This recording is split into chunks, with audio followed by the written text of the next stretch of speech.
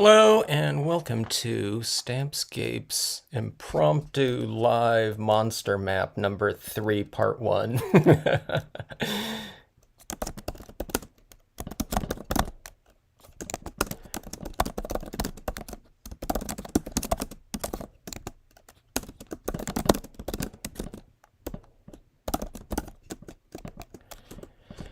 Okay, my gosh. If anyone's on, hello to you. And welcome to the stream here. I am literally just getting everything kind of situated here. I don't have a strong concept. I do know where I'm going to be starting on this and kind of a general, I wouldn't even say layout, just a concept on how I'm going to start here. But isn't that the case with most of the pieces I'm doing? Hello, PJB, Kay, Julie, Stacy, anyone else that's on? Hello to you all. Thank you so much for dropping in and checking out this very unplanned, final piece for this series here. Hello, CM Hawkins and Froggy Fresh. All right, so final piece for this. So I see this as I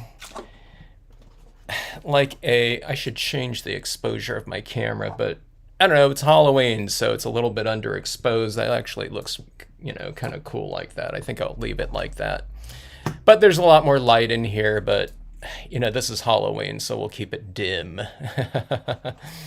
All right, so anyway, there's a little bit more consideration with this final piece. Okay, so if this was a sequential piece, where people are looking at something like this, and then they turn the page or whatever and look at this, or whether it's a triptych piece, either be, that can be viewed together. I'm sorry, I can't zoom out even more, but we have these pieces like this. So I don't want to make this final piece have any of the main types of larger elements in it. And I just kind of want to go along in this series of kind of directional,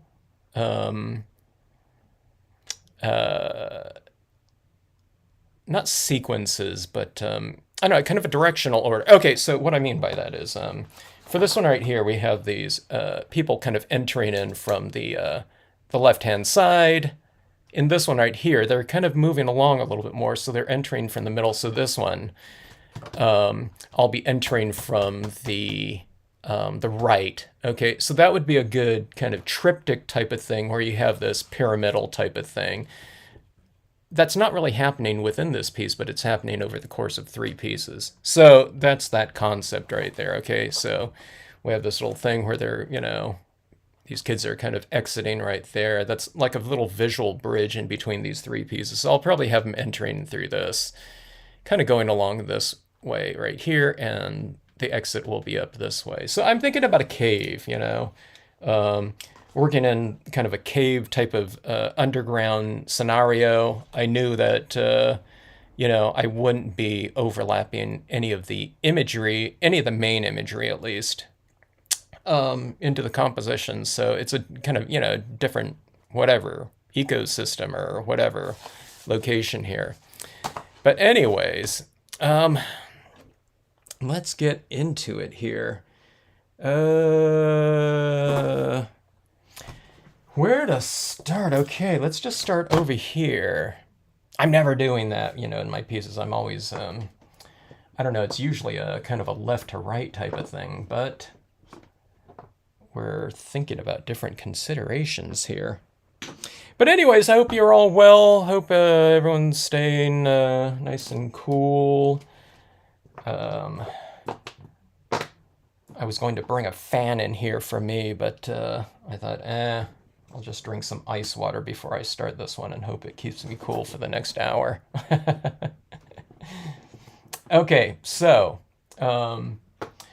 if anyone hasn't seen these pieces or forgot or whatever, if you've watched them already, part 1 and 2, this is an 11 by... I forgot to cut this piece! Give me a minute here. Okay, so this is going to be a 10 by 16 inch piece right here. PJB setting up the new place, the first load of crafty stuff. That's when you know you're kind of, you know, getting nice and established there. Is when the crafty stuff enters, you know.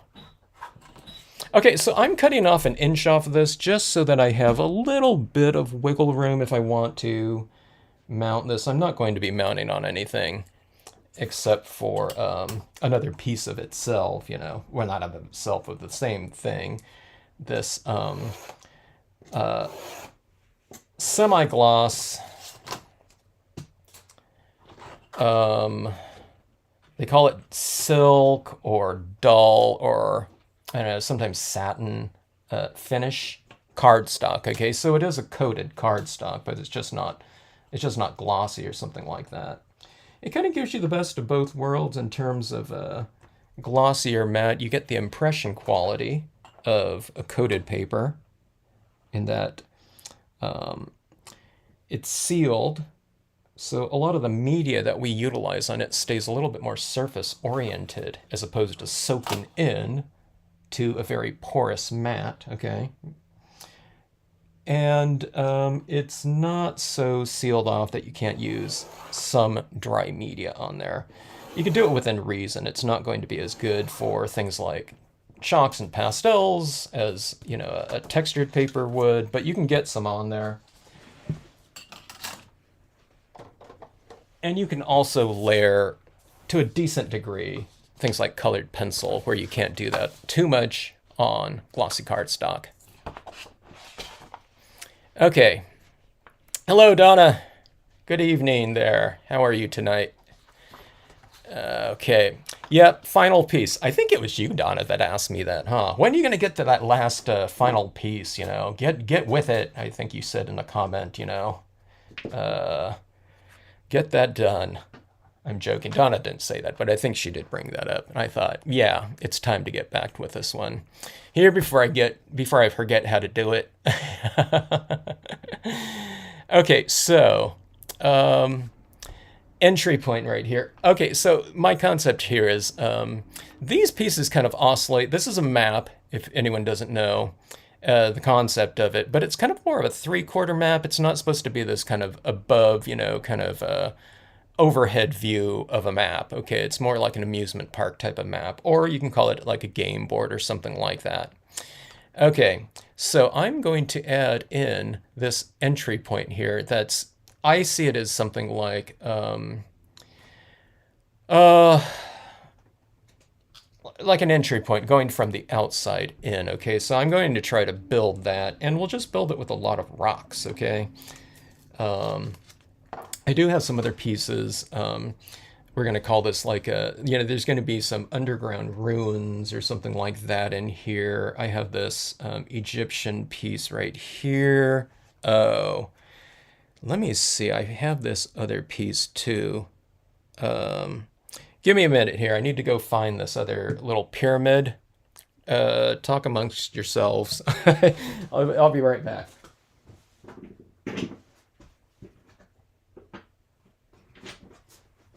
Oh, I just found another piece here. This one looks kind of interesting right here. It even has a little skeleton on it. You see that right there?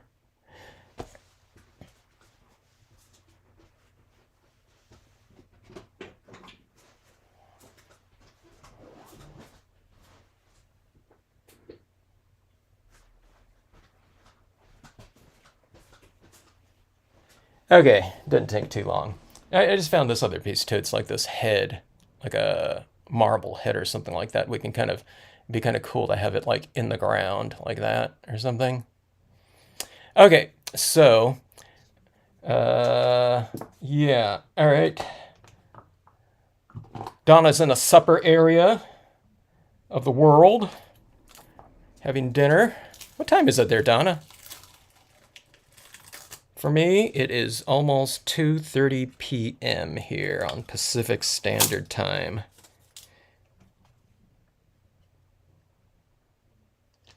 Okay, so I have all these different pieces here. Hey, this kind of solved the problem for me. Well, not a problem, but that would kind of make a nice kind of corner piece here, huh? God, this paper is so big, even chopped off here. Let me try to get this in view here. All right, so this might be a nice corner piece right here. It kind of takes care of that entire corner, doesn't it? All right.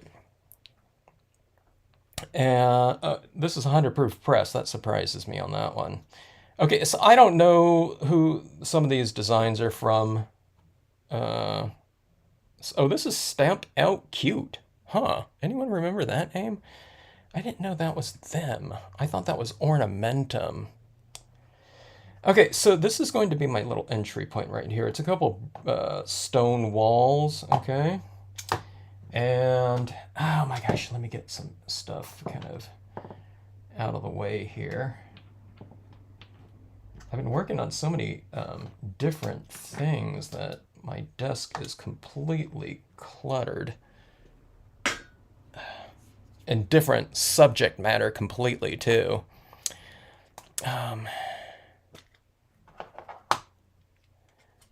Well, I tell you, those new papers, Donna, are really, I don't know if it's a revelation, but, you know, that degree. But I guess for me, you know, a total stamp geek, having some sort of medium that seemingly takes any type of ink, not with certain types of techniques, but that just will accept them. It dries and sticks to them. I mean, that vinyl for me right now might be the most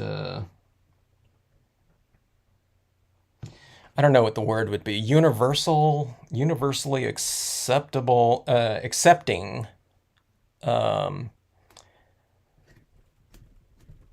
surface that I've found so far. I mean, something that takes a water-based absorbing style of media, which is dye-based inks, to a brilliance ink, which is a surface-oriented one that dries fast. Okay, I knew that would dry on there, but it grabs it, and to the almost the opposite of a dye-based ink in the VersaFine Clair, an oil-based, slower drying medium that dries very slowly on non-porous surfaces, which I think the vinyl is, but it is just designed to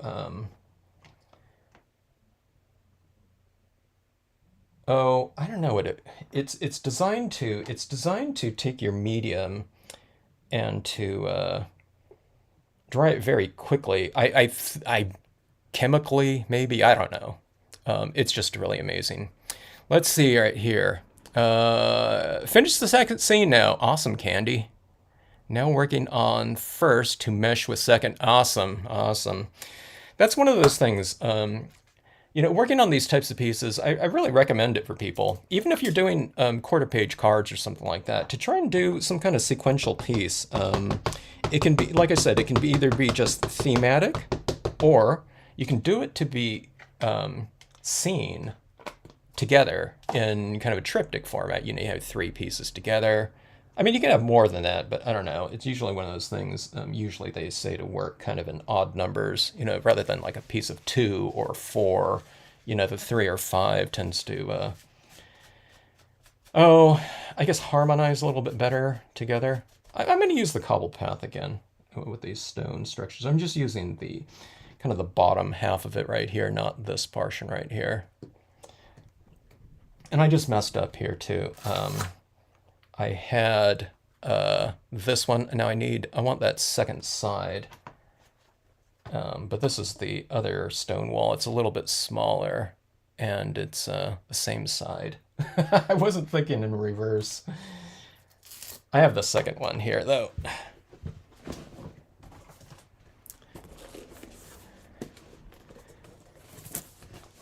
It's 10:30 in the evening. Donna's a late eater there.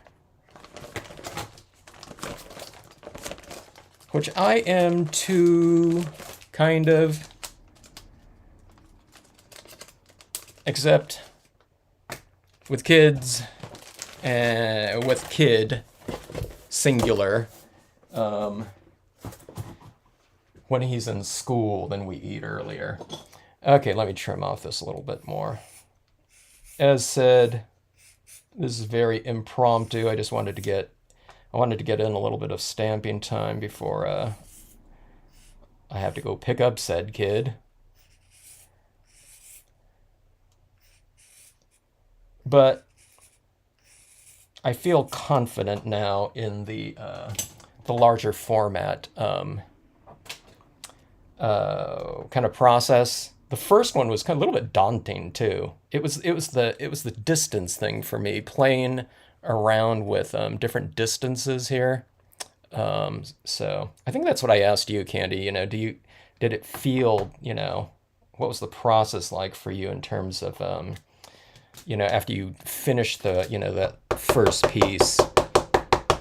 For me, it was connecting up everything. It was connecting up all the different scenes and figuring out those transitions in there. You know, it's easy enough to do like a, you know, a little actual one scene or something like that, no big deal. But it was the putting it together of the different scenes in kind of a cohesive way that I was a little bit uncertain about. And it was also playing with distances. You know, I could play with this, and often as you go up here, it represents something farther off in the distance. But I kept doing where you do a scene here, but that's transitioning to here in a location that's, you know, this area right here might be just as close as this, or whatever. It might represent that, or it could represent that, where in the past, you know, there's no way I would do that. So that was weird for me. But after you do it once, it was like, oh, all right, I see what the absence of rules, distance rules, look like, and how to apply it. And it, like I said, it wasn't that hard. There's still certain things that's like, okay, wait a minute, what do I do in between this and this, you know? But on the overall type of thing, I don't know, it wasn't too big of a deal after that first one for me. It's still a little bit, but not too bad. Now, if I don't do this for a while and I do another one in 6 months, I'm going to kind of forget it all again. Okay. Now, see, Froggy Fresh just got done eating. You just got done eating dinner? So Dawn is like a late eater, and the Froggy Fresh ate their dinner. Did like a super early dinner eater. Okay, all right. Yeah, I agree with you, Candy. There is a lot of freedom in it.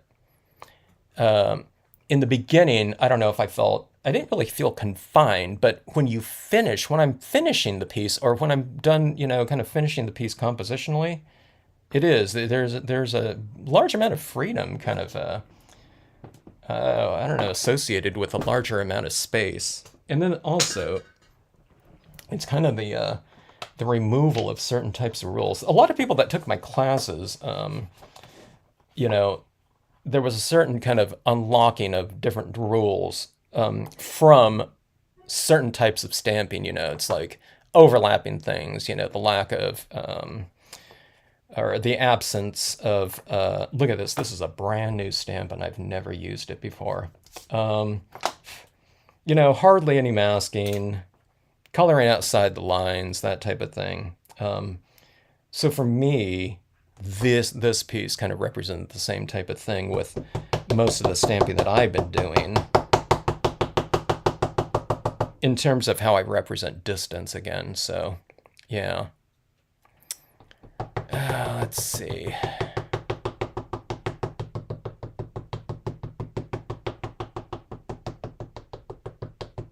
Hello, Karen. Hello in Denmark. Thanks so much for joining in.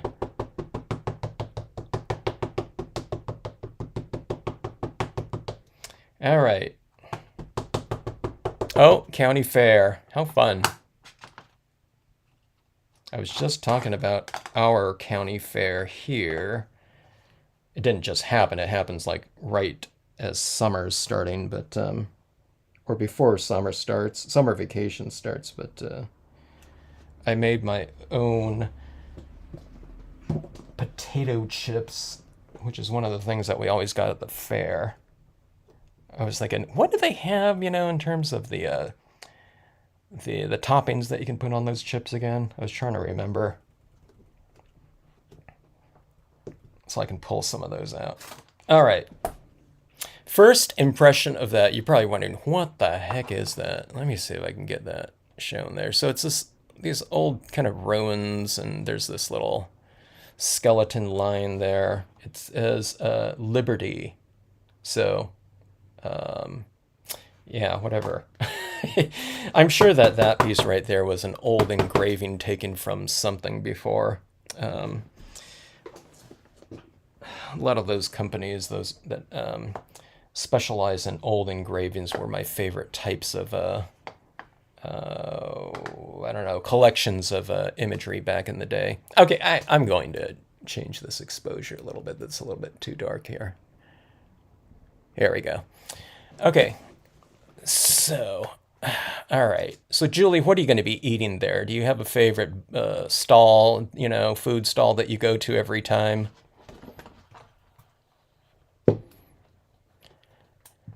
It's good to throw out the rules, huh, Candy?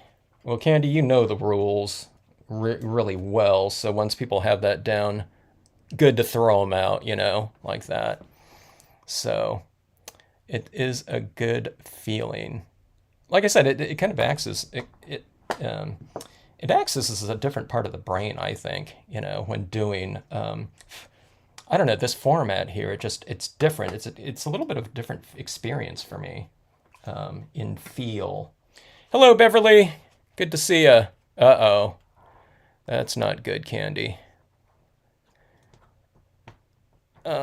Okay, so let's see here. All right, so we have our access point right here. Did I leave room for our, yeah, I left room for our characters right in here. They're solid in silhouette. All right, I have this area right in here. There's a skeleton, so. All right, so I'm going to make this little kind of entryway right here somehow, okay? And I'll probably do it with this right here, like a rock. But I can't block this off up here, so let's see. Got to figure it out here. I do have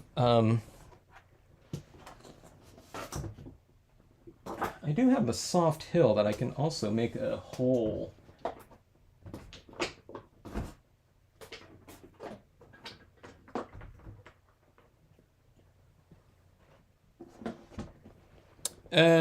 Sorry folks, looking all over for stamps during this last piece.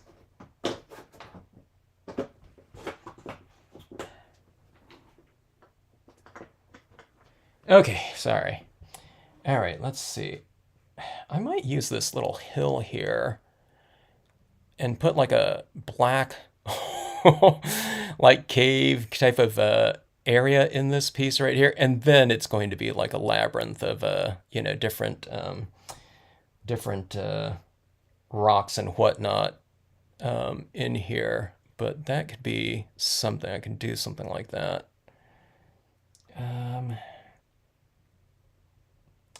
Let's do that here.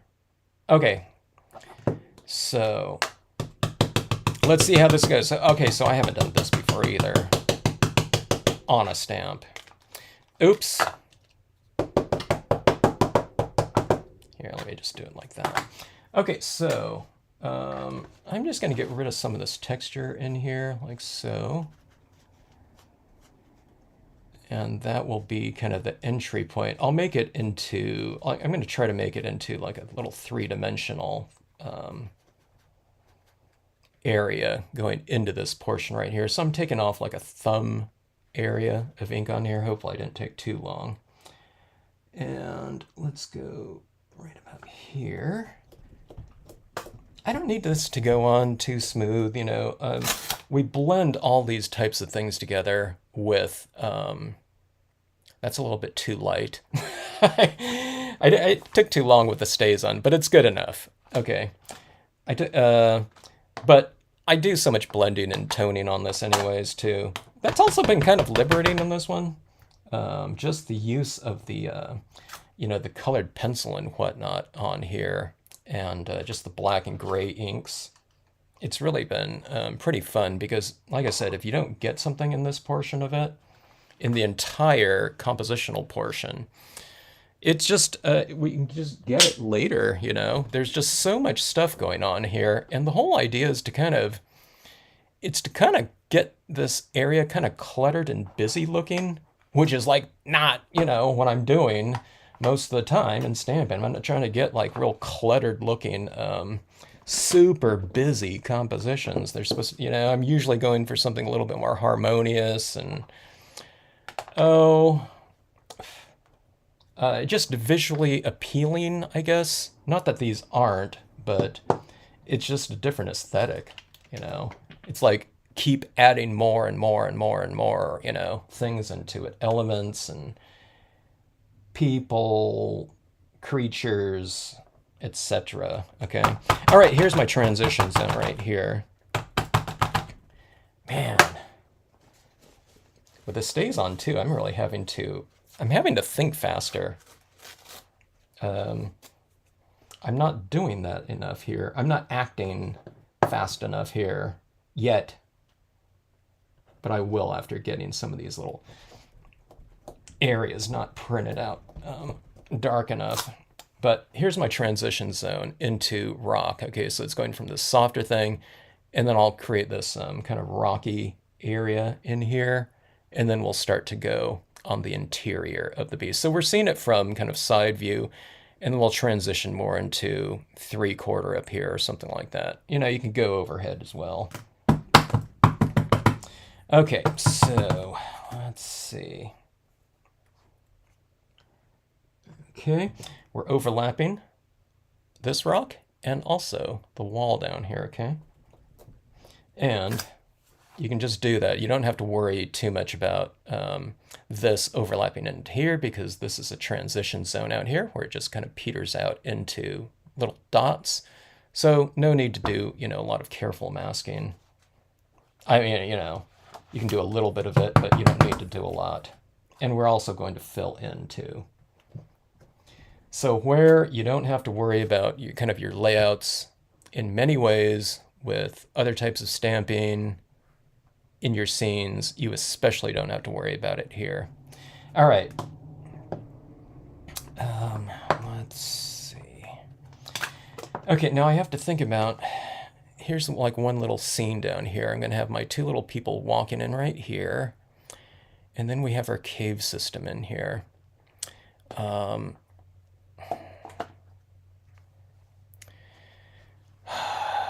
The crowds that keep PJB away. I don't like the crowds either, even in the best of times. I don't like waiting in lines with crowds too much. Can't avoid it in some areas, but yeah, not fun. Okay, so let's see here. Okay, so I have a couple here. Let me show you some different things that I'm, considering in here. I'm thinking about kind of underground waterfalls like this, little chambers and whatnot. Did I use this one yet?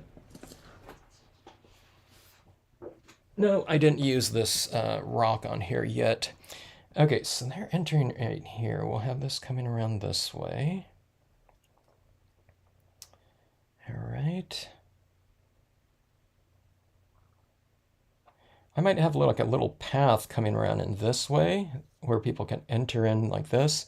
And then they're going around the rock like that. Okay, so I can put something else up here. Maybe the Egypt. I forgot the location of this in Egypt, but they can be coming around in here. We can have we can have a waterfall like this. All right. I was talking with someone via email. I was saying that, what some people do is they stamp these types of images out on acetate in StazOn. So, you can compose with your unmounted stamps just by laying these types of things out like this. Okay, now this one, here's another pyramid type of thing. Oh, maybe I should put something on this, like a little pedestal or something like that, and those kids can be like, arriving at this location as opposed to running off the map, or they can just be running past it like this. I need to figure out what I'm going to put on top of this so I'd leave room for it, up here.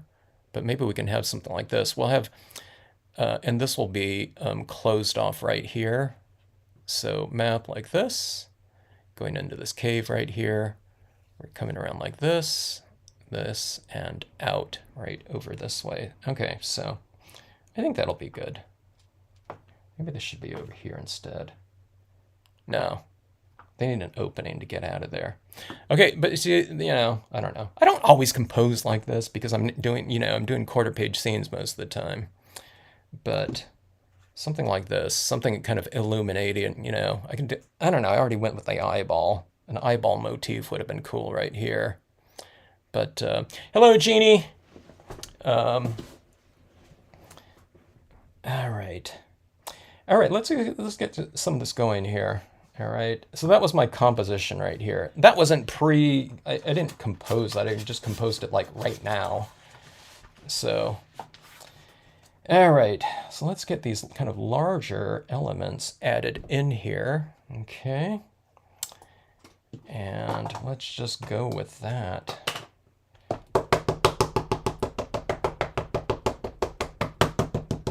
This is kind of a large element, and it wouldn't be bad to have some of the other little things that are going to go around it kind of decided, which I don't right now, but I'm just getting it together. And I'll consider that later. We can build around larger things like that.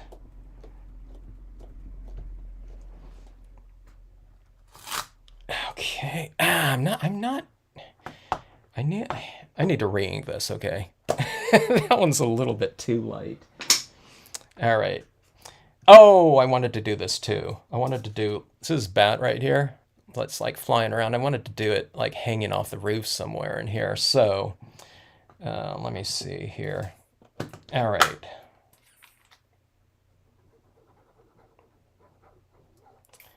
There we go. I should have done that before. Okay, so let's do this right here. Let's do the roof of the cave type of thing.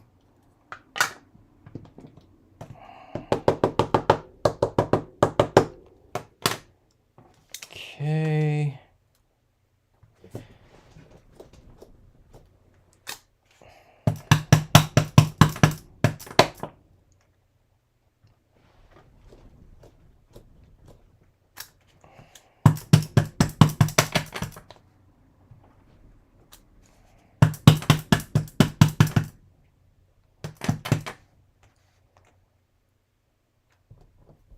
Trying to change heights of it slightly. All right, now I don't know what I'm going to have over here. It might be something where those kids are running out of the frame, so I'm going to leave a little bit of space open like that, just in case I want to put something over in that area. We'll kind of close off this. I'm kind of coming down a little bit more over here with this one. Okay. Kind of to close that area off a little bit so that, see, they're swinging around this way and coming off this way and going up that way right in here, I think.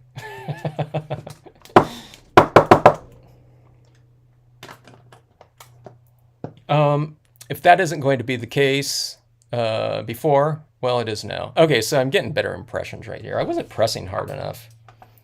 I've been using the vinyls, okay, which you don't want to press down too hard because the vinyls, it's like that surface on it is like a glue with certain types of wet media. So if you hold it down too long and you pull it, it's like peeling off like I don't know. It's like tack and peel on it or something like that. You feel like you're gonna like totally put a dent into that vinyl. So I had to be really careful about that.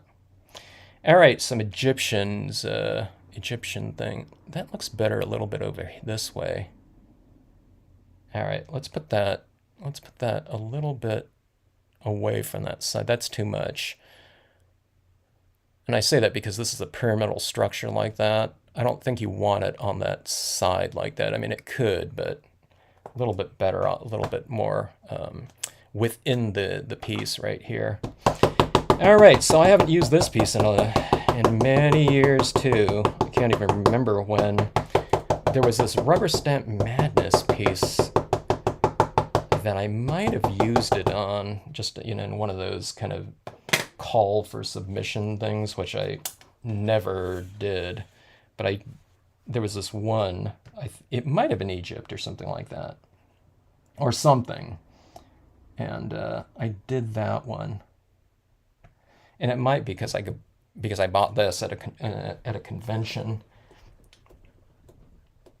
and just happened to have it at that time. Okay. All right. There we go. So remember, those guys are going to be like in the cave somewhere. All right. Oh, it'd be kind of cool if I had some little, see this little urn like this? I can put this like throughout this piece and put like a glowing light on top of it. I was thinking flames would be kind of cool. I don't have a flame stamp. But yeah, why don't we do this? We'll do these little things throughout this area that, you know, can represent like this torch, right? Going throughout. Ah, boy, it is really hot here. Hello, Debbie. We're working on part 3. Well, you probably read the description, but part 3 of this series. So here, you know, let me see, do all my pieces, not all of my pieces, but the first 2 pieces had an Edward Gorey stamp in it. Oh, I should use that little guy in here again too. That little, I don't know what kind of creature it is. But I think I'll do that. All right, so here. These little torches will be within here. This will be my kind of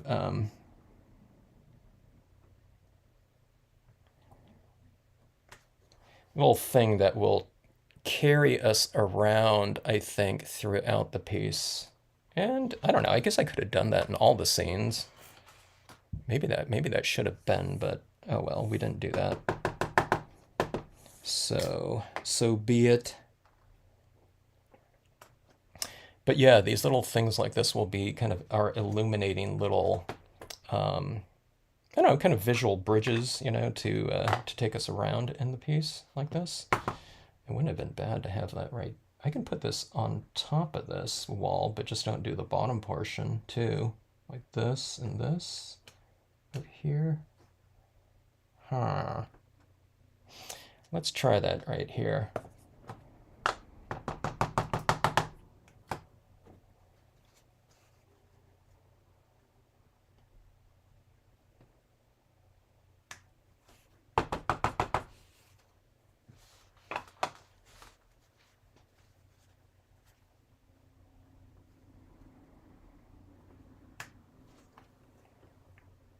I should use that quote stamp. Love must be a light as well as a flame. Yeah, just as kind of like a little joke. Okay, so let's see. Yeah, no flame stamp, Kay. I'd have to draw it, huh, on here. Do you have rain or water? Or a what? Oh, that's a great idea, PJB. No, I don't have that though. I'm just gonna have like this glowing little sphere here, a little piece of like white paint pen, and I'm gonna make it glow. You know, like these. I don't know, kind of a weird kind of I don't know, kind of mystical elements maybe. Okay, so let's see here. So we have our kind of our structures here in two different areas. Let's go with, let's see here. I still don't know what I'm going to put with this. This is a Leavenworth Jackson stamp right here. These are the types of mounts that some companies used to use right here, but the ones that are stamped in the hand, you can index on top of there. So this would be made for like a sticker, probably. You put a sticker up there and you know what this is. It's more of like a business stamp kind of application. You know, you can probably stamp something out here that would say like, you know, accepted, or you know what I mean, if it's like a word stamp right here. So this is where they just kind of glue this on via rubber cement, rubber to rubber like that. Super old. This rubber here too, it kind of drives me a little bit nuts because no, this one's 100% rubber, but some of the rubber that some places used to use, actually it's kind of crumbling there on me. It was a little bit clay filled. So, okay, so let me see here. So this little bat like that, he can hang from the ceiling like that in a couple of little areas like that. Wouldn't that be cool? Gumbo graphics. Okay, so I also have this little guy here. He's kind of fun. All right, so I need to do those transitions in here, okay? So this is where Candy, yeah. So I think Candy, you were talking about, you know, doing something in the middle, you know, of your piece. Now that's the same types of considerations that I've had every time I've been doing one of these pieces. It's this kind of center section. But the thing is, you know, so for the both of us, we were talking about, you know, what do we add in right in there? But in order to keep this kind of flowing like this, sometimes it's just, you know, like I told, you know, mentioned, I think it just leave it as is with their piece. But, you know, I have a big area here to fill in, so I got to do something with it here. All right, so let's see. On this right here. Okay, so let me see. So here's this little creature right here in this one, in this pool, okay? Here it's kind of like going out to sea or emerging from the sea. And I'm going to create a little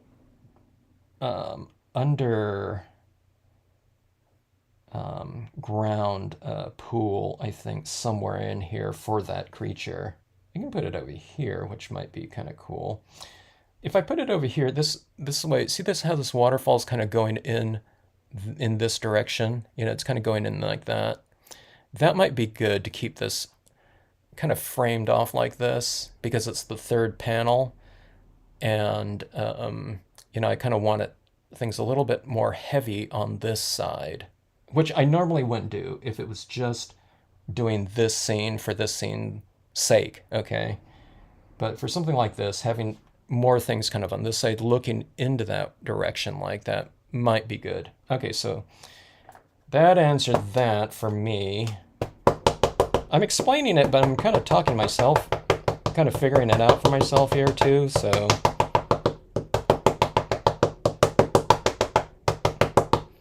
Okay.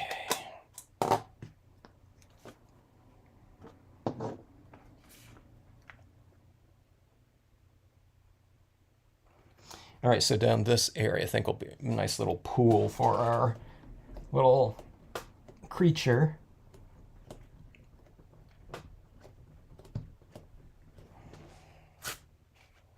Okay. All right.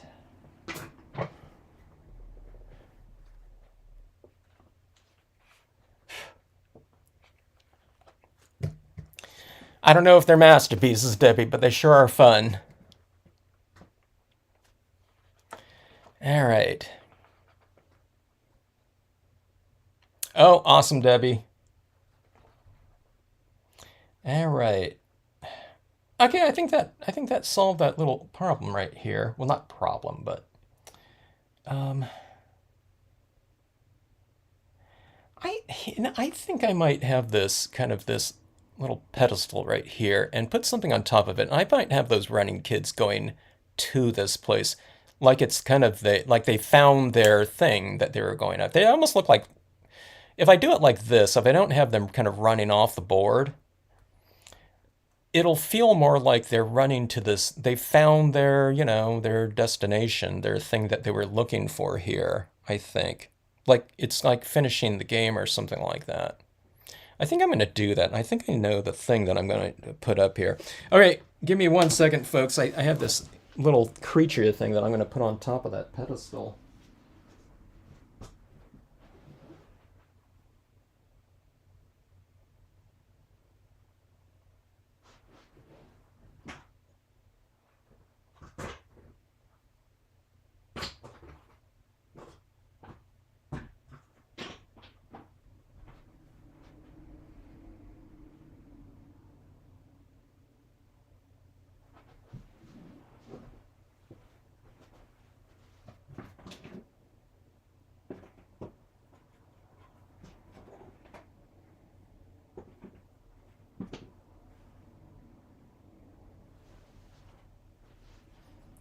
All right, I'm looking but not finding, unless I already pulled it out here. Let me see. It's this little creature, and he's holding this like urn above his head, type of thing. And I think I could put like that big type of glowing, flame or something in his, in his, in its thing that he's holding up. But where on earth is that thing? I haven't used it in like 15 years. All right, let me just keep working on this thing right here. I have to have it in the hand, though, because I need to see how tall it is before I stamp this. Okay, but let me finish off all these other parts. These other areas are the big considerations as far as kind of filling this area in like this. All right. This is both the thing that takes a lot of kind of considerations, but it's also the thing that's kind of the, I don't know, for me it's the most fun once I figure it out and kind of put it together. And it's when I'm putting the final pieces together that for me are really fun, because it's like, oh, okay, I finally got all that stuff together there. Okay, so let's see. I need to leave some areas somewhat open, but I need to fill them in as well. All right, so let's go with, I have this area right down in here, and what we do down there, I'm not sure, because I think we can take advantage of this little area down here and put like some kind of creature that's going to be right here. Let me use this on the bottom too, because it'll kind of provide a nice little bit of continuity between the top and bottom of this piece. See another piece of this right here. Okay. So let's do this. Let's mask this off right here. Mask this off right here. And let's go like this.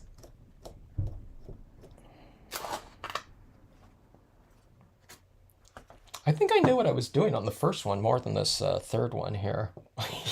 Not really, but there's just more considerations with this one, I think. Because I'm not using certain imagery again on this one.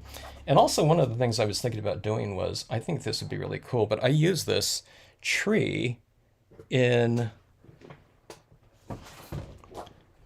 this piece right here. See, it's a little tree like that in these various areas, okay? But I thought what would be cool is once we get all of our imagery down here, I use this type of thing upside down like it's those roots, coming in from, the top surfaces or something like that, and just kind of hanging in like that. I can use like the two different versions of it like that, so. I'm curious to see what the final piece will look like too, Jeannie. I'm curious to see what, 40% is going to look like, because that, I don't even know that yet. But hope to figure it out here. Okay, so let's see here. Let's go in like this here. Here's that transition zone that we were talking about right in here. I need more critters and stuff like that, so I'm going to be filling in a lot more with like those types of things in here too, which is going to be the fun part. It's like making all the structure, you know, making like the ride structure here, or the map structure. That's the, you know, that takes, you know, the most amount of time here, and all those kind of transitions in there. So let's go like this. Okay. Like about like so. A little bit of pathway in here. Okay, and okay, this is going to be that pool. I got to be careful about that. Okay, so our entry point is going to be right here. Here's the pool of water right in here, okay? Let's go like that.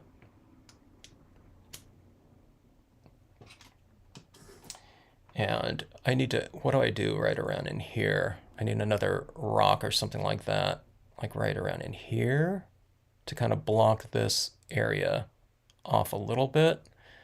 And that'll be the entry right in here. So it'll be like this. Okay, I'm starting to figure it out. I'm starting to see it, I think, a little bit. Okay.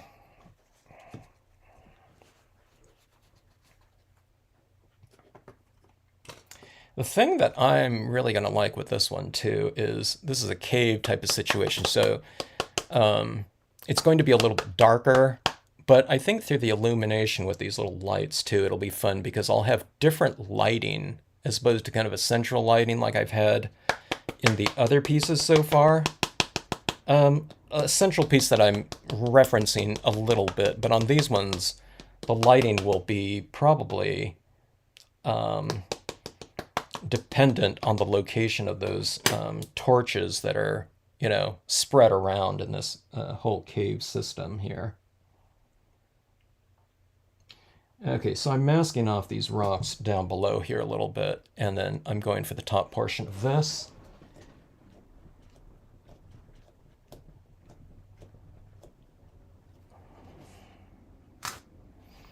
Okay, so here. So here's the types of things that I'm looking for here. Okay, so we're trying to make this map. There's going to be this like hole right in here. Okay, like people are entering in there, and then they're going to be coming around in here. Now these, hopefully it's very apparent because these areas are going to be illuminated where the rest of it is kind of dark. So, you know, we're trying to create this little pathway in here, and then I'll put, you know, like tiny rocks or pebbles down here. So, you know, that'll be another type of thing. So we need to have something in here, okay, that'll kind of block off this area right in here. They're coming around in this way.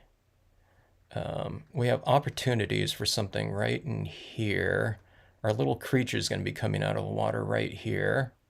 All right, so I need to block this off a little bit, like that.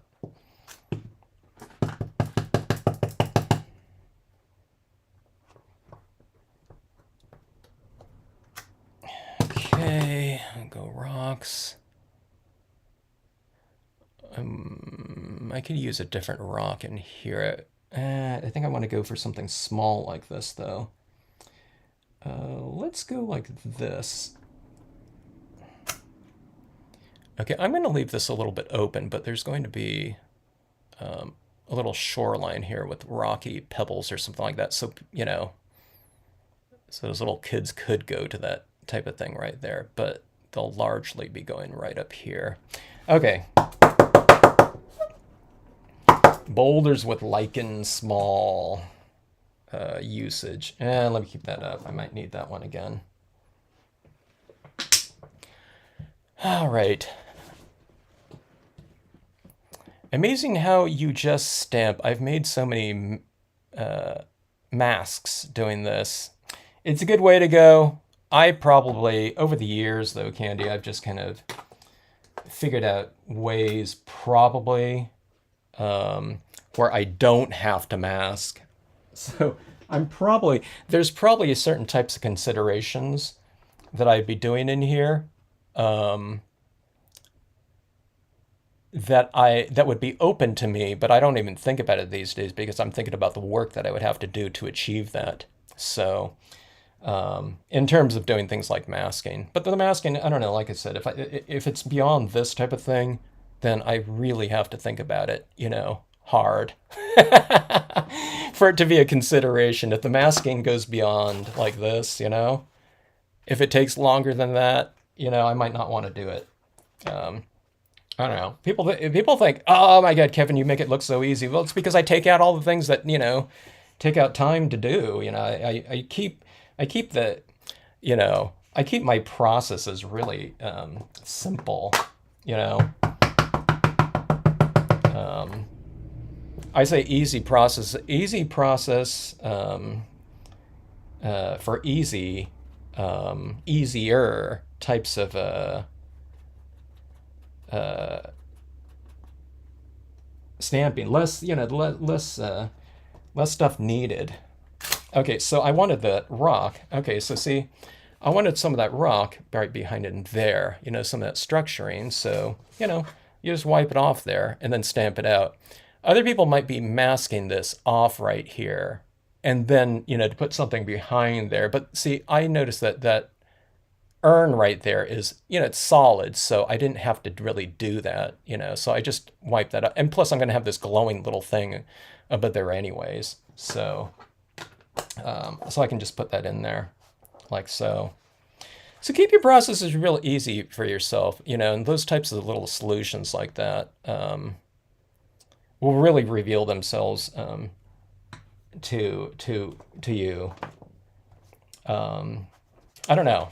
Maybe you have to be kind of lazy though, like me, to do that. Now I'm not being lazy and doing this whole type of thing, but as far as my processes go, I'm a little bit lazy, so I don't like doing those types of things. Other people, they don't, with outline styles of stamps that people have learned most of the times to stamp with, okay? People are stamping very carefully. They're stamping something out.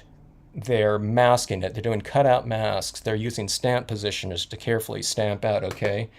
Those are all really fantastic. Those are all like printing types of, traditions, in print making even, okay? Really awesome. But my processes in terms of rubber stamping, they're not so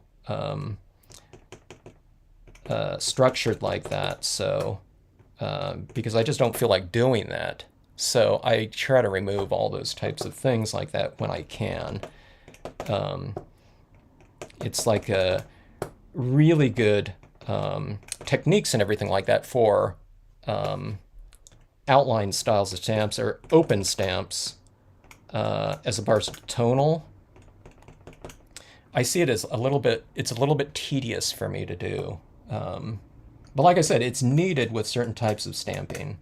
Like if you have a stamp that's like all outline that you're going to be incorporating in with something like this, then, you'd have to cut it out if you're going to have something that's going to go up right to it. You have to cut out a careful mask, and lay it down there and stamp it out so it goes right to the edge of that outline or something like that. But yeah. So that's a good point. And that's one of those things that I'm clearly aware of when I'm teaching Stampscapes stamps. Okay, I know what people do going into it that haven't done kind of modular stamping before or using these stamps. It's just getting them used to just overlapping everything and a little bit of masking, but not too much more than just a paper towel ripped in a couple seconds.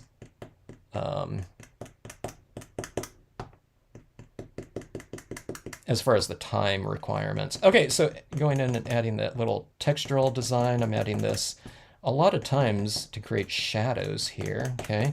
And now see, I am going into my rocks and things like that, so I'm not masking off the bottom of that or anything like that too. So again, just kind of easier processes. Less tedium too, again, like I said. So like that.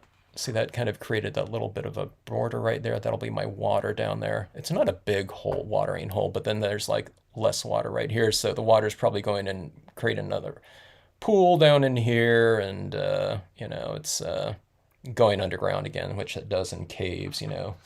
It's kind of these cascade things where it's like there's water and then it kind of disappears into another area. And it just keeps doing that type of thing. All right, now here's where I'm breaking the rules right here. Okay, so if this is the light source right here, like right around in here, it would be illuminated. But I kind of need to anchor that down though, because it's just kind of floating in air, right? So you add the shadows, but the shadows really wouldn't be right at the base of this. It would be out here, and then you'd have this area in here illuminated. But I'm not doing that here, because it needs to get anchored down like that a little bit more. Now, see, it's sitting in the, on the ground like that now, okay? I don't always do this. I think I started doing this more, this kind of repetitive type of thing, like recently with my water pattern a lot more in terms of shading, but I'm finding that the textures like this are really giving me a nice head start to my coloring process. And plus you get kind of a textural tone instead of just all tone, you know, so yeah, I don't know. It's one of those little things. It's like, you know, what I was mentioning there, it's just less work for us, right, to do.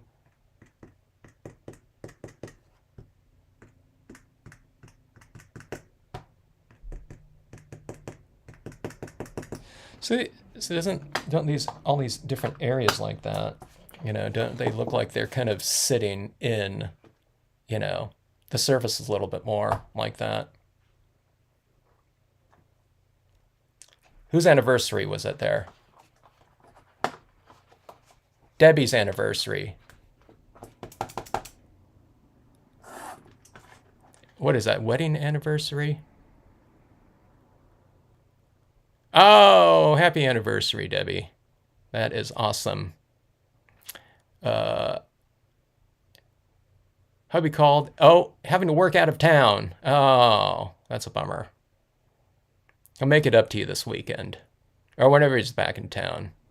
And you guys will have that anniversary, celebratory card making, Stampscapes card making session to celebrate together with.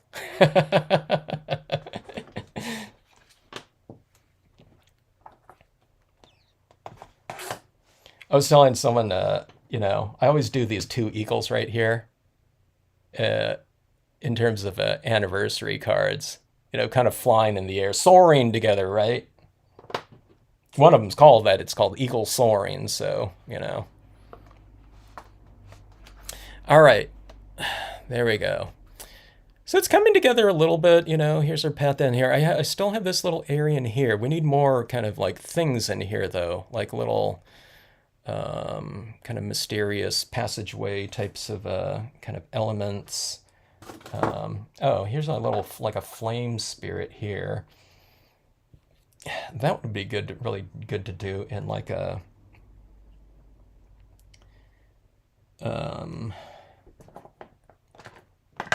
I don't know, like a warm toned, kind of inferno-y-ish type of setting, wouldn't it? I can do it in black right here too.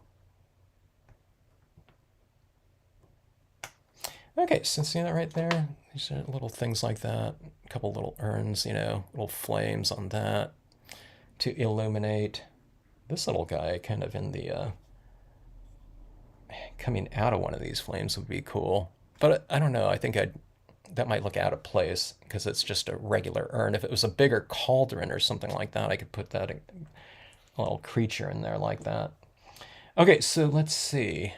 Do I work around, you know, these things like this? Or is this just something, the bat that you can add in later anywhere? I don't know. It's not so silhouette, you know, because it has those open wings that I can just stamp it anywhere and see it, you know, against that busy background. So I got to keep that in mind here. Oh, let's see, where's that? Okay, where's that Edward Gorey stamp? Let's get that little guy in here. I brought out a lot of my other little sluggy. I was surprised at how many kind of snails I have. I guess I don't like snails and slugs in real life, you know, especially out in the garden. But apparently I like them in terms of rubber stamp imagery to stamp out, you know. It is a cave setting, Debbie, yeah. So we have this little overhang up there, and it's going to be closed in a lot more with rock textures once I get kind of these elements in here. We're going to add more rock textures in the background, which hopefully will represent caves, and also have the cave kind of lighting going on in here too. So, so this is kind of, it represents kind of the entry point right here. This is going to be darkened, you know, out like it's a little cave type of thing. I need to work that out here too. And yeah, underground.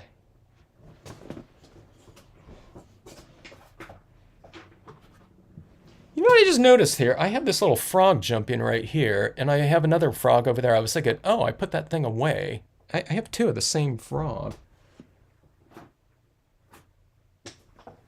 Okay. So here's our little characters right here. I'm gonna do these characters right now because I already know where these ones are going to go. So why not just do them right now? All right.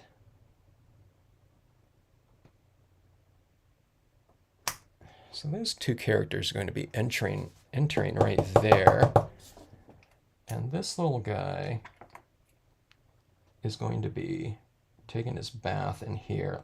I'll just go like that, okay?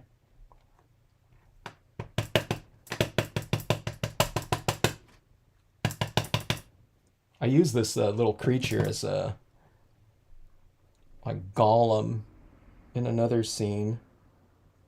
Kind of, you know, sitting in the water, or I don't know, Gollum-ish, I would say. Referencing Lord of the Rings for anyone that doesn't know.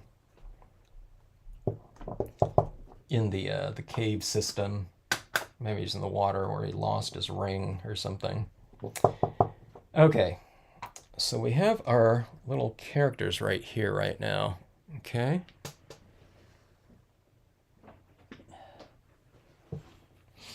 And let's see here. It could be like a slug parade. Or snail parade.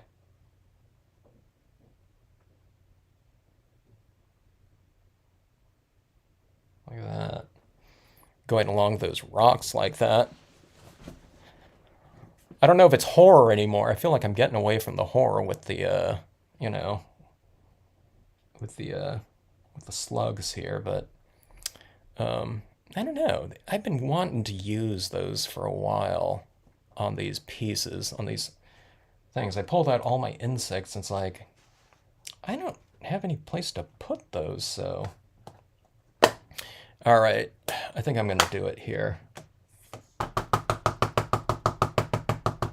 We'll have our skeletons in there too, and whatnot. Cave little demons. Maybe I can, you know, have space for a couple of these things too. I don't know if I'm going to put all of these in here, but let's see.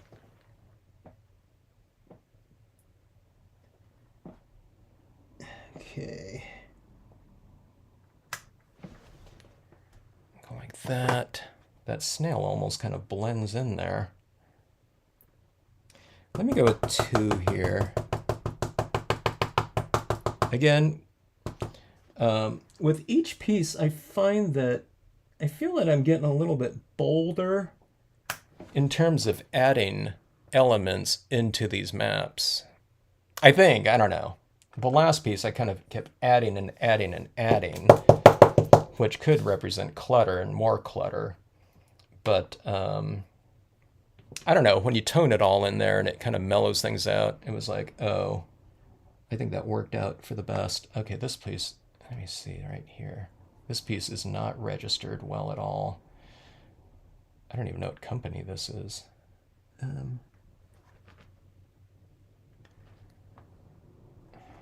Let's see right here. This one's a little bit smaller here. Okay, what I do is I just kind of, I'm just looking at the rubber on the side as opposed to this right here because this, it's not registered well. This might be the first time I've ever used this stamp.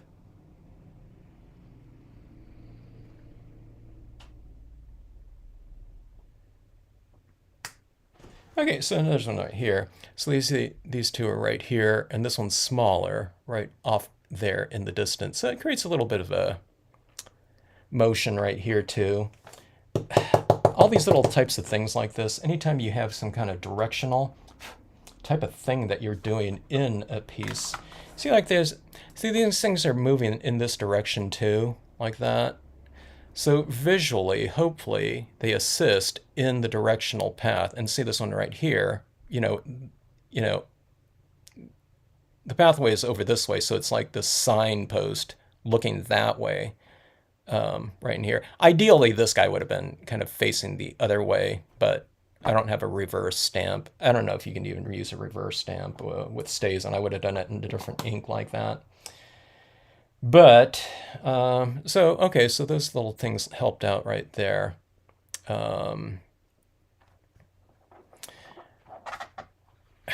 Yeah. All right. So let's see. Let's come up with some additional. Here's another kind of thing in the cave.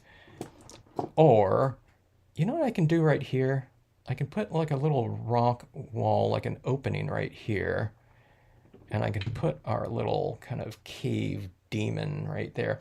The problem with this one right here is it's such a strong visual.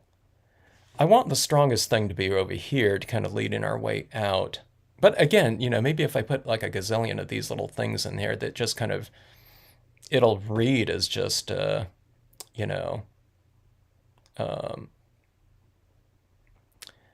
imagery as opposed to a strong focal point. All right, I'm just going to go ahead and do it.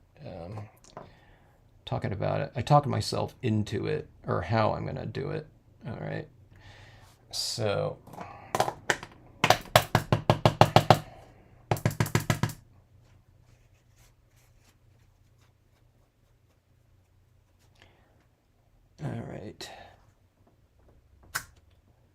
so I wiped this part off a little bit where it was going to go into that urn right there.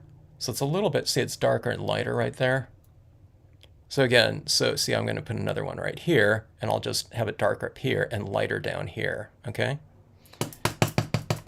So again, it's one of those things where you're just kind of, you're just compensating for the, or not compensating, but you're adjusting, for maybe the need of having to do some masking there. So see that right there? It's just a lighter portion of that. So I don't have this real dark area behind this urn like that. And I'm going to put this right here. It's like a ghoul window or something. Okay, so this is going up in here like that. I don't really need to wipe that side off like that. It's like a ghoul vendor. It's like walking up to like a, I don't know, like an information booth or something like that. That's what it seems like to me.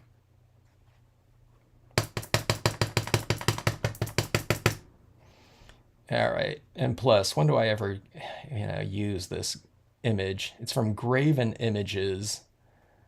I don't know how long they were around. I never saw them at any convention or anything like that, as far as I can remember.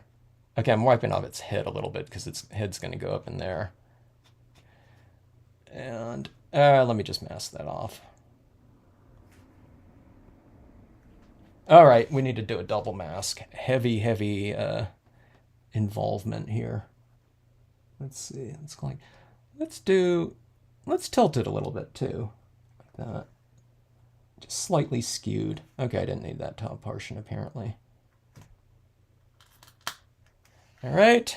Well, maybe I wiped off too much up there, but yeah. All right. So a little ghoul there. Cave demon or whatever in there. All right. All right, it doesn't stand out too much. There's a lot of stuff going on in here everywhere. All right, so I had this little ruin thing right here too. I wanted this thing to kind of be like coming out of the ground right here. Let's see. It can be like over here. I think I like it right here, like coming around this corner right here. Like it's this statue that was, you know, kind of fallen over.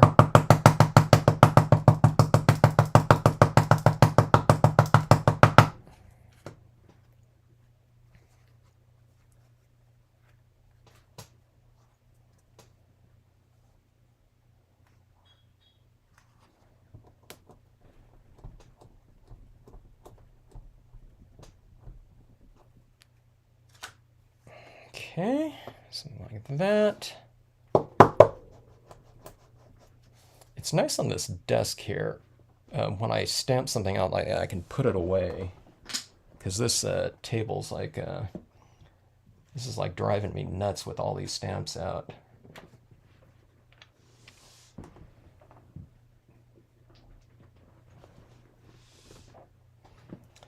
All right, anchoring down here. Okay.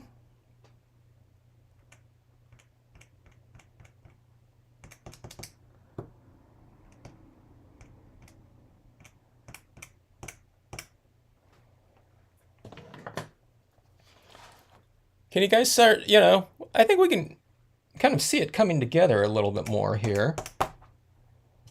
Pretty good, or pretty good. I still have this area over here to be addressed. And where is that little creature, though, with that thing above his head? It sounds funny describing some of the stuff that I'm kind of going for in these scenes. I don't know.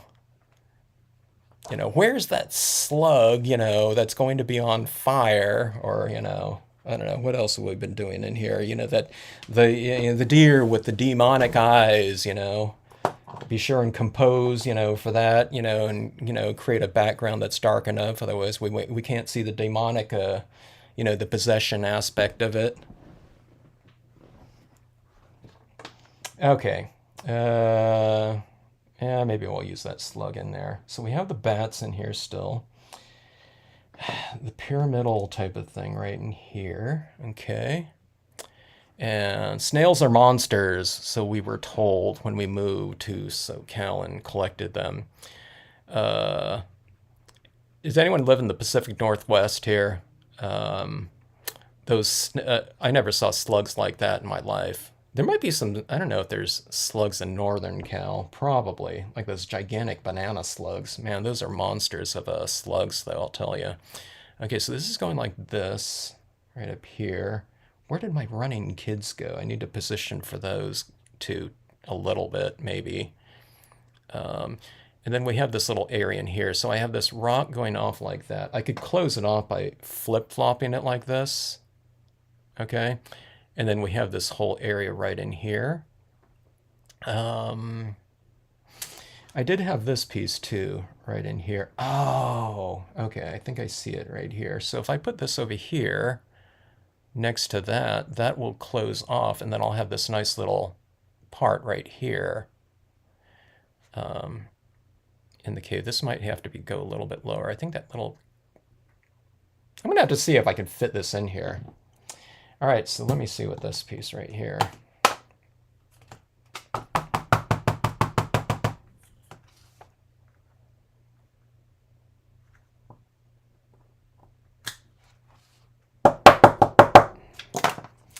When do I ever use tall rock right here? It's supposed to represent, like, you know, Yosemite Falls right here.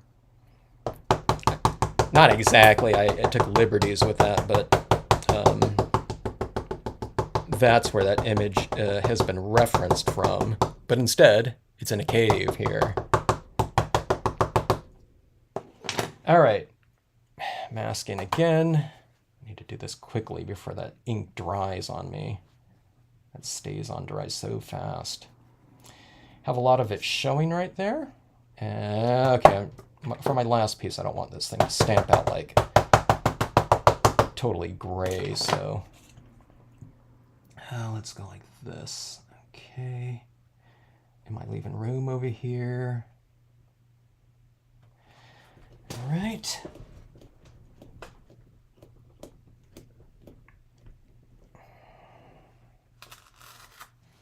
I love going into caves like I guess it was mostly mines, old mine shaft exploring, abandoned mines. The ones I went into when I was hiking, you know, they were safe to go into, even though, you know, they say don't go in them with a sign out front. But I love doing that type of exploration.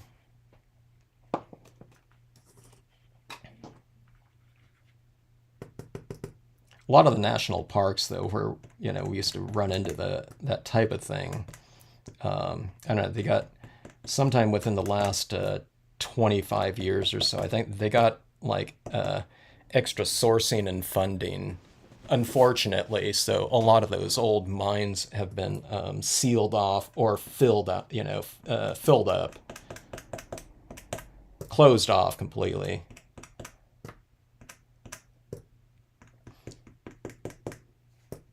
But anyways, you know, it was kind of cool. In some, you know, some areas you have this little, you know, not a running river like that, but in the ones that I was going into. But, you know, there might be little areas like that within them. It was so cool. I'm not claustrophobic, in other words, either. Okay, so see that right there? That kind of closed that off right in there. We have a little bit of area in here that we'll add some things to. We have our kind of our final area like that we need to do. Stepping on a banana slug barefoot. PJB Stamper went banana slug surfing. Hello, PNF. Let's see. I can see it. I have a picture in mind of what this map may come to be. I think we're getting a pretty good, yeah, structuring of it still. Okay, now I want to illuminate some other areas in here too. That might be good right somewhere around here. It's like those little creatures taking a bath and, you know, you have all those candles around in your path, you know? If I had a little glass of wine, I'd put a little glass of wine right here, a wine glass right there. That'd be funny. Or put like a hairnet on the top of the little creature right there. I'd have to draw it though. I don't think they have like some stamp company has a creature hairnet, right? Okay, so these things are following in here. Okay, so we're following in these kind of these glowing urns like that. I should probably put one over here too, somewhere once I figure this out right here, like in this area right in behind here. Okay, I don't know. I might not have room for one in here. So the pathway is going in here. So we need another creature or something like that. A skull, I don't know, something, some kind of monster, right? They're going in here, the mysteries of Egypt and the whatever concessions right here, you know, or the information booth or whatever.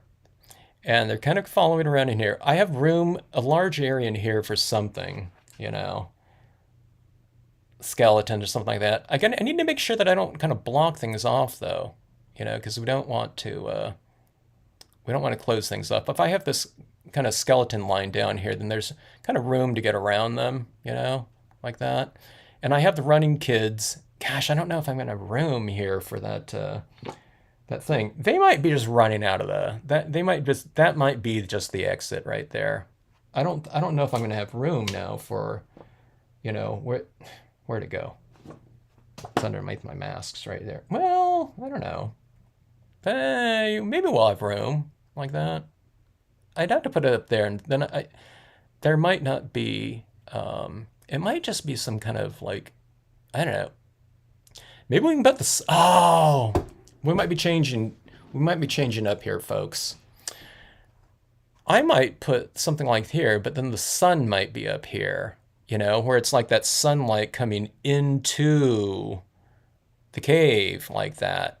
Okay, that'll really kind of draw the eye, won't it? You know, something like that up there. It's like the sun on top of this kind of, you know, where they walk up here. I don't know if it's the sun. It could be, you know what I mean? It's like the go into the light type of thing with a cave.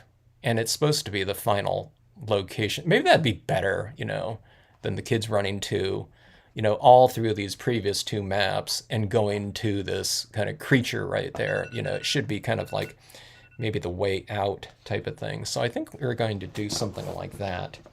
All right, I need to take off here, but let me put this in here right here, and then I'll put the sun up here. It might be, if I can get on later on tonight, I'll do that if anyone's around.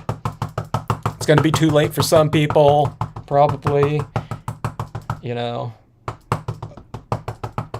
our international viewers, they're having dinner and whatnot now. But I don't know. I think this piece has largely been developed here, so I don't know how much. All right, let me see. Okay. Gosh, some of these stamps haven't been. Like I said, I don't think I've used some of these stamps in 20 years. 15. No, I think more like 20. Okay, so that's going to be like there, and I'm going to have the sun. I don't know, I mean, there might be something up there, but, you know, I'll have like a light source right here streaming into this area.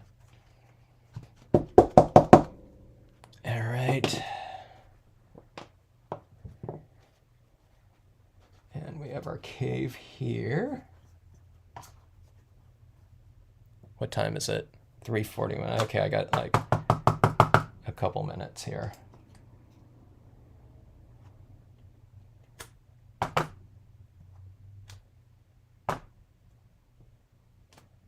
All right, so we'll rock right there.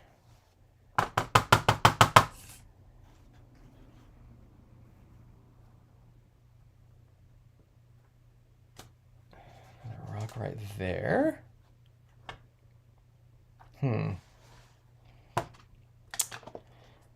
And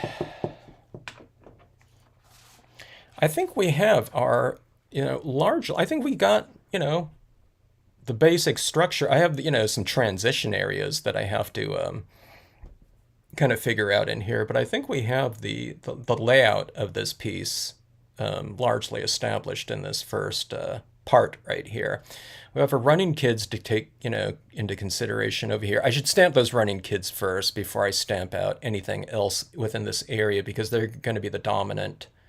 I can even put the running kids up here, you know. That one girl has her like arms in the air, like victorious, something like that. But all right, so we've done it here.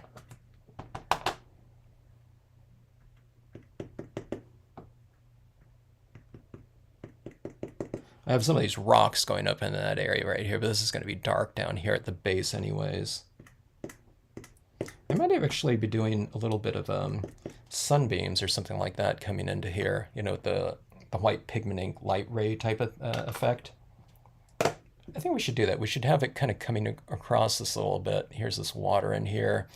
We can kind of create a little bit of a, you know, a little bit of a stream or something like that, reflecting some of that light up here. Oh, I might do crooked path in here. So there's a little bit of water kind of running along the thing. And then, you know, we can kind of create a little bit of a something that the kids can walk across right here. Like I said, I don't know, these types of considerations for these maps, and it kind of cracks me up, you know. you know, when I hear myself talking, talking about it out loud like that. It sounds silly. But it's fun. I don't know. I'd recommend doing these types of things. It's just like start there and just, I don't know. But still, I think the thing is you start with your larger stamps kind of, and then you kind of fill in around it and figure out those kind of transition zones in there and how to do it. So it's little things like the textures and urns and things like that, little pebbles that are kind of largely bringing these types of things together. I'll put a little bit of something behind that head there, a little bit more, texture, something like that. And we'll fill this in. And hopefully, too, we'll make it look a little bit more cave-like, too. Like I said, like hanging things like these, like coming off of the rocks will provide like a little bit of a kind of these roots type of thing like that, Something like that in here, I think will be kind of interesting like that. Coming down like that. So, all right. I got to run, folks. Thanks so much for joining in here for part 1. And I don't have a swinging bridge, Debbie, but that would be cool in there. PNF, Halloween, Monster Map Americana. That's what it is right there. All right, so stay tuned for part 2. I can't wait to get to this one now. Now that we can kind of, we can see it. Well, it's largely already done, but I'll think about some extra things like this, and I'll have it ready to go for part 2. So if I can get to it tonight, I'll do it tonight. Otherwise, I'll get to it tomorrow for sure. So, all right, thanks so much for joining in.